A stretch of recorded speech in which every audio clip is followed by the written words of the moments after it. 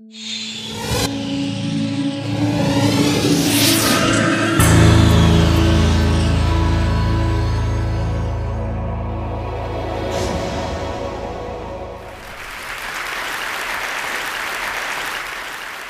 geographic information make you healthy? In 2001, I got hit by a train. My train was a heart attack. I found myself in a hospital in an intensive care ward, recuperating from emergency surgery, and I suddenly realized something, that I was completely in the dark. I started asking my questions. Well, why me? Why now? Why here? Could my doctor have warned me? So what I want to do here in the few minutes I have with you is really talk about what is the formula for life and good health. Genetics, lifestyle, and environment. That's going to sort of contain our risks, and if we manage those risks, we're going to live a good life and a good healthy life. Well, I understand the genetics and lifestyle part.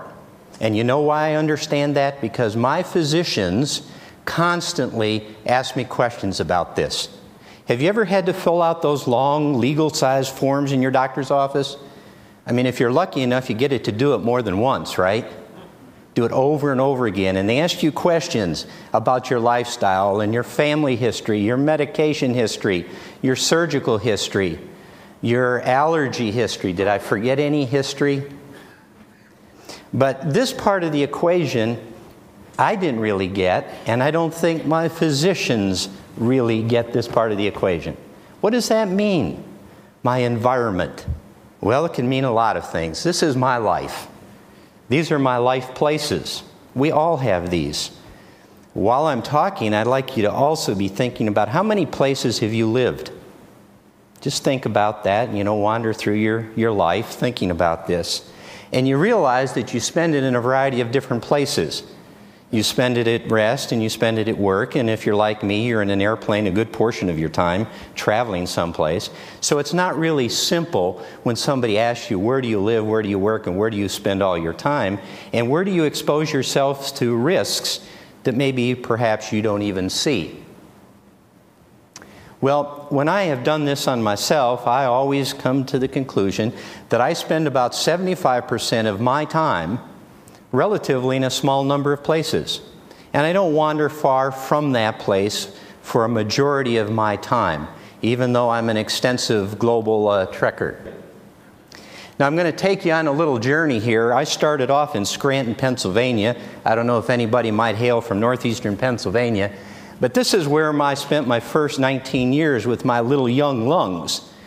Breathing high concentrations here of sulfur dioxide, carbon dioxide, and methane gas in unequal quantities. 19 years of this. And if you've been in that part of the country, this is what those piles of burning, smoldering cold waste looked like. So then I decided to leave that part of the world, and I was going to go to the Midwest. Okay, so I ended up in Louisville, Kentucky. Well, I decided to be neighbors to a place called Rubbertown. They manufacture plastics. They use large quantities of chloroprene and benzene. Okay, I spent 25 years in my middle-aged lungs now, breathing various concentrations of that. And on a clear day, it always looked like this, so you never saw it. It was insidious, and it was really happening. And then I decided to get really smart. I would take this job in the West Coast. And I moved to Redlands, California. Very nice. And there, my older senior lungs, as I like to call them, I filled with particulate matter, carbon dioxide, and very high doses of ozone.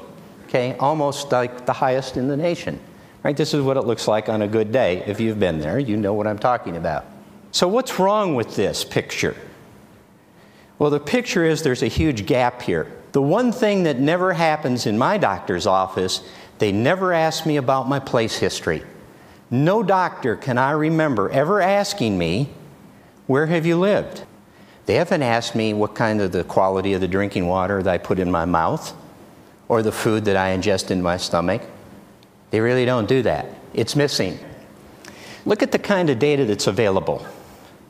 This data is from all over the world. Countries spend billions of dollars investing in this kind of research. Now, I circled the places where I've been.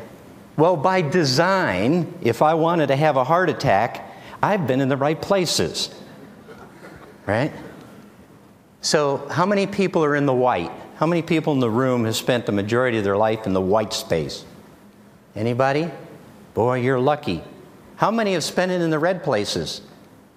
Oh, not so lucky. There are thousands of these kinds of maps that are displayed in atlases all over the world that give us some sense of what's going to be our train wreck. But none of that's in my medical record, and it's not in yours either. So here's my friend Paul. He's a colleague. He allowed his cell phone to be tracked every 2 hours, 24/7, 365 days out of the year for the last 2 years, everywhere he went. And you can see he's been in a few places around the United States. And this is where he has spent most of his time. If you really studied that, you might have some clues as to what Paul likes to do. Anybody got any clues? Ski, right. We can zoom in here and we suddenly see that now we see where Paul has really spent a majority of his time, and all those black dots are all of the toxic release inventories that are monitored by the EPA. Did you know that data existed? For every community in the United States, you could have your own personalized map of that. So our cell phones can now build a place history. This is how Paul did it. He did it with his iPhone. This might be what we end up with. This is what the physician would have in front of him and her when we enter that exam room, instead of just a pink slip that said I paid at the counter. Right? This could be my little assessment. And he looks at that and he says, "Whoa, Bill, I'd suggest that maybe you not decide just because you're out here in beautiful California and it's warm every day that you get out and run at 6 o'clock at night. I'd suggest that that's a bad idea, Bill, because of this report."